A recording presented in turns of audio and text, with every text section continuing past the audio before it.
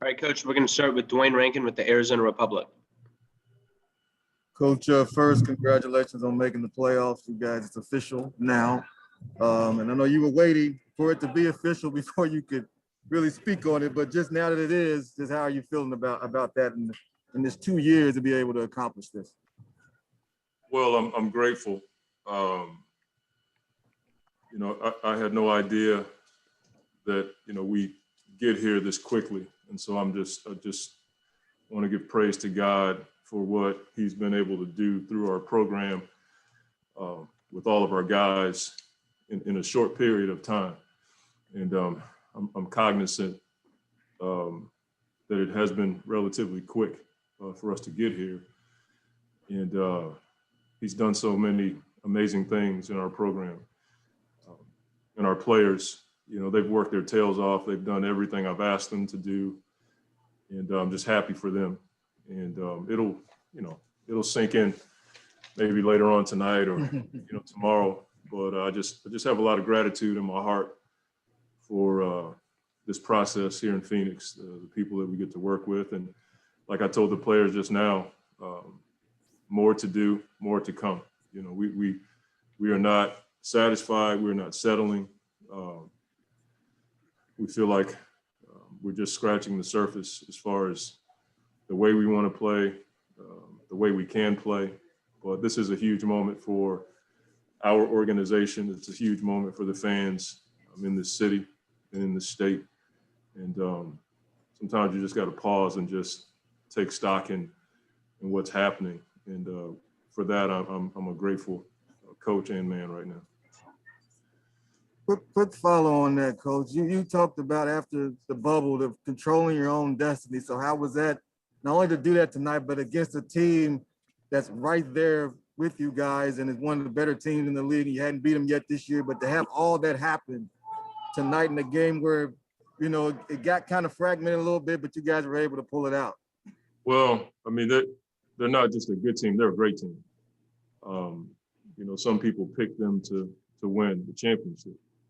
And so for us to do it against them, they were missing a guy, we're missing a few guys. The way we did it, going small, going semi-big, being able to close it down the stretch, it was a playoff type game. And I thought our defense in the second and fourth quarter was the tail of the tape, so to speak, to hold those guys in the 20s, low 20s. Was huge for us. But, they're a good team. And, if we do what we're supposed to do, we could see them again. And those guys are playoff tested. And so you can learn a lot from playing in a game like this. Next up is Kellen Olson with Arizona Sports, and then Gina Mizell. Hey, Monty, Chris made that huge push in the fourth, but he had that push in the third as well. You've seen him do that a whole lot when he senses where the game's at and starts to take over a bit. Can you just speak to his ability to consistently find his spots to do that in the dominant way he does? He just seems to get stronger as the game progresses. And he came over to me and said that tonight. He just felt strong down the stretch. His mentality doesn't change as far as, there's no nerves, there's no panic in him. He's been there so many times. It speaks to the talent that he has, but it also speaks to the work and the experiences that he's been in over the course of his long career. And our guys trust him.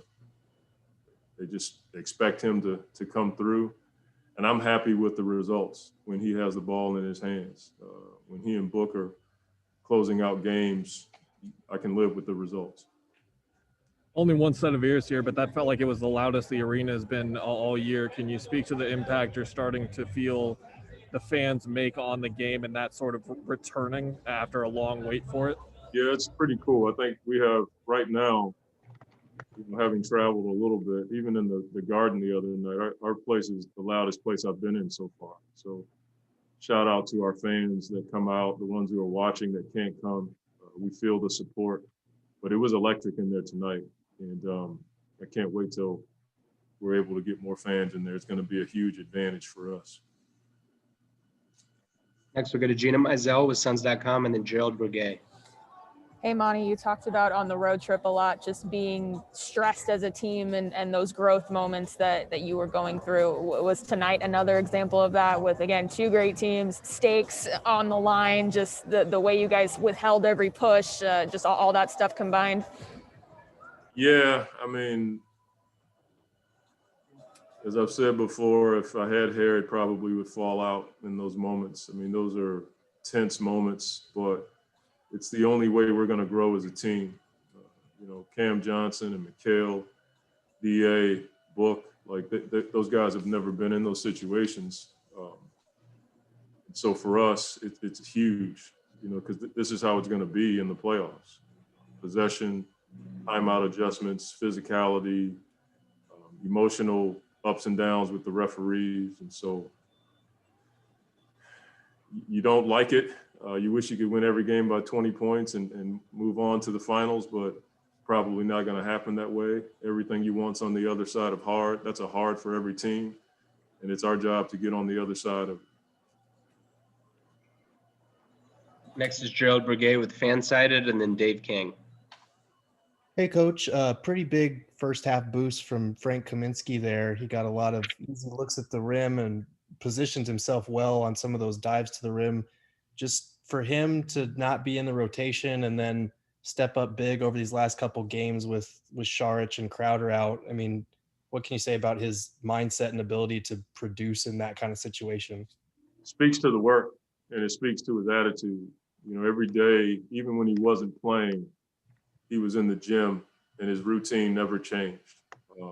When you look down the bench during the game, his eyes are on me or his eyes are focused on the game. And so he was ready. And I've had talks with Frank while he was out, and I just told him, we value what he brings to the table. I told him he should not be in the position he was in the preseason as far as contracts are concerned. He's proven that he's a rotation player. And he had the same kind of impact in New York the other night on the defensive end. And tonight he took advantage of, their switches around the basket.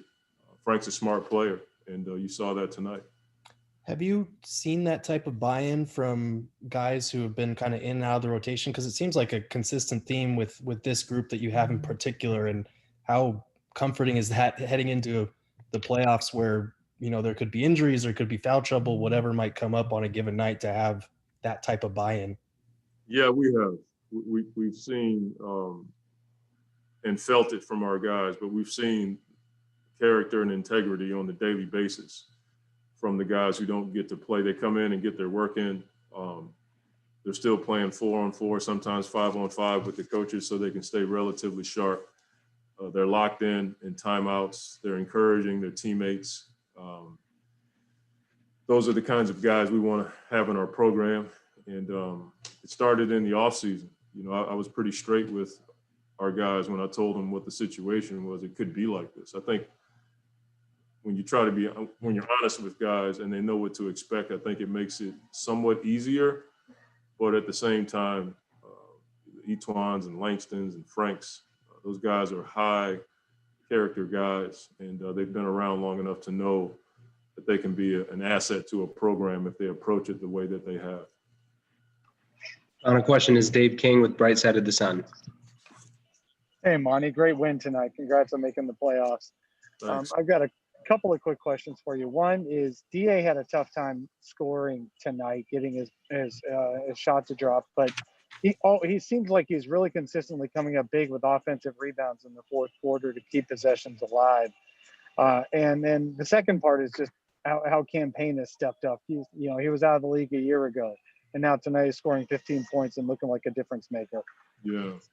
Well, DA, you're going to have nights like that offensively. I really feel like he's not getting the benefit of the whistle on lobs and duck-ins. There's a ton of contact. I can see it from my vantage point, and that's not me crying for calls. I can see it. So I think that has an effect on him in the paint. But his offensive rebounding is second to none and so timely for us. And even the ones that he doesn't get, he puts a lot of pressure on defense. He has great hands. He has great instincts. I think he had 6 tonight, and they're huge for us. for sure. And as far as Cam is concerned, you just never know when you're going to get your shot. You just got to be ready. You know, this time last year, you know, he wasn't even on our minds just yet. And so he's worked his tail off. He's a totally different player from a maturity standpoint than the guy that I was around in OKC. And that's not saying he was a bad guy or anything like that. He just didn't know. Now he understands the work, the dedication, and the sacrifice. And he's turned himself into an NBA player with a lot of hard work. But this time last year, he had no clue he'd even be in this position. We pick him up and he goes to the bubble and he plays his butt off. And now he's becoming an important part of our program. And he's certainly a rotation guy for us that we're going to need to do something special here on this team. Thank you for the time, Coach. Thank you.